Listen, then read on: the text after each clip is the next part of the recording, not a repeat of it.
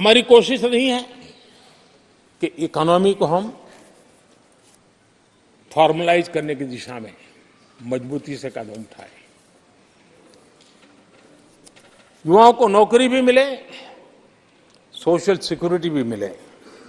इन दोनों को लेकर के और आपने जिन बातों के आधार पर हम निर्णय करते हैं और देश में भी माना जाता है, वो एक होता है डाटा ईपीएफओ का।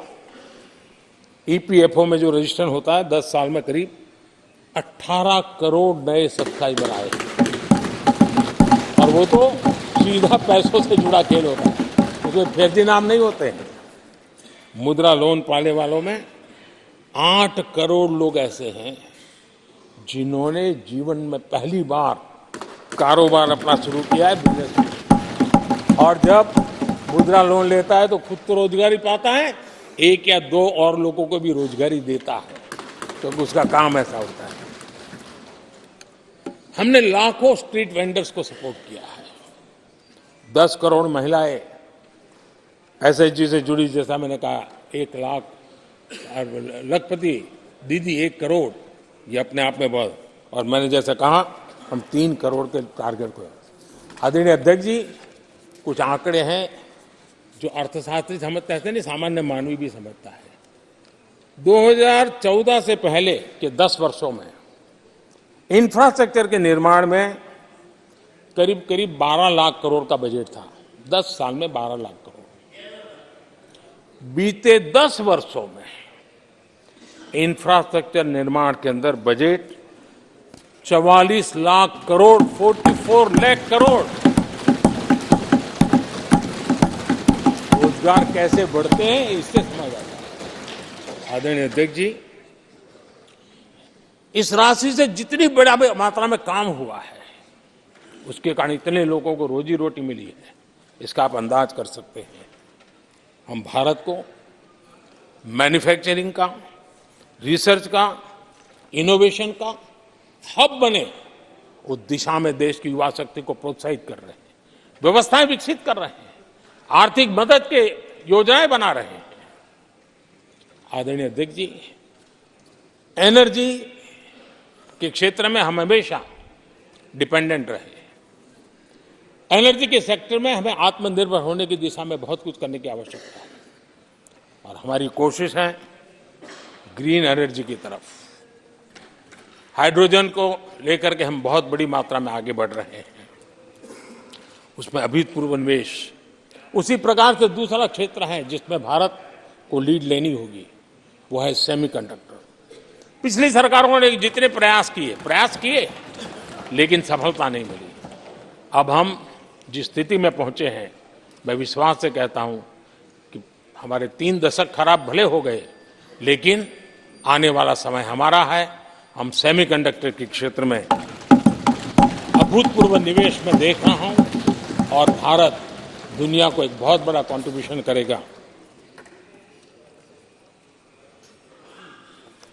इन सारे कारणों से आदरणीय अध्यक्ष जी, क्वालिटी जॉब की संभावनाएं बहुत बढ़ने वाली है और जिसके कारण समाज में जैसे जैसे हमने एक अलग स्किल मिनिस्ट्री बनाई, उसके पीछे हेतु ये है कि देश के नौजवानों को हुनर मिले और ऐसे अवसर मिले और हम इंडस्ट्री 4.0 उसके लिए मैन पावर को तैयार करते हुए आगे बढ़ने की दिशा में काम कर रहे हैं।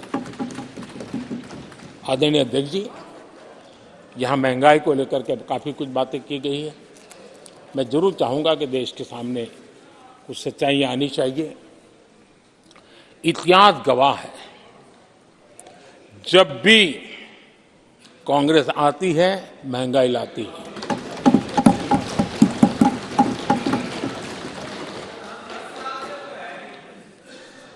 मैं कुछ वक्तव्य इस सदन में आज कहना चाहता हूं और किसी की आलोचना करने के लिए नहीं कह रहा हूं, लेकिन हो सकता है कि हमारी बात जो समझ नहीं पाते हैं वो अपने लोगों की बात को समझने का प्रयास करेंगे। कहा गया था कभी और किसने कहा था वो मैं बाद में कहूंगा, हर चीज की कीमत बढ़ जाने की वजह से मुसीबत फैली है। आम जनता उनमें फंसी है। ये स्टेटमेंट ऑफ फैक्ट किसका है? ये कहा था हमारे पंडित नेहरू जी ने, लाल किले से कहा था उस समय। हर चीज की कीमत बढ़ जाने की वजह से मुसीबत फैली है, आम जनता उनमें फंसी है। ये उस समय की बात है। उन्होंने माना था लाल किले से, चारों तरफ महंगाई बढ़ी है। अब इस वक्तव्य के 10 साल के बाद, नेहरू जी के इस वक्तव्य के 10 साल के बाद, एक और वक्तव्य का कोट आपके सामने रखता हूं। आप लोग, मैं कोट बता रहा हूं, आप लोग आजकल भी कुछ दिक्कतों में हैं, परेशानियों में हैं, महंगाई की वजह से। कुछ तो लाचारी है, पूरी तौर से काबू की बात नहीं हो पा रही हमारे इस समय में। हालांकि वो काबू में आएगी। 10 साल के बाद भी महंगाई के यही गीत कहे गए थे, और ये किसने कहा था? फिर से ये नेहरू जी ने कहा था, उन्हीं के कार्यकाल में।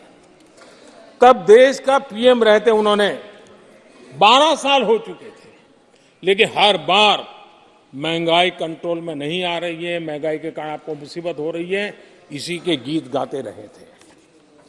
आदरणीय अध्यक्ष जी, अब मैं एक और भाषण का हिस्सा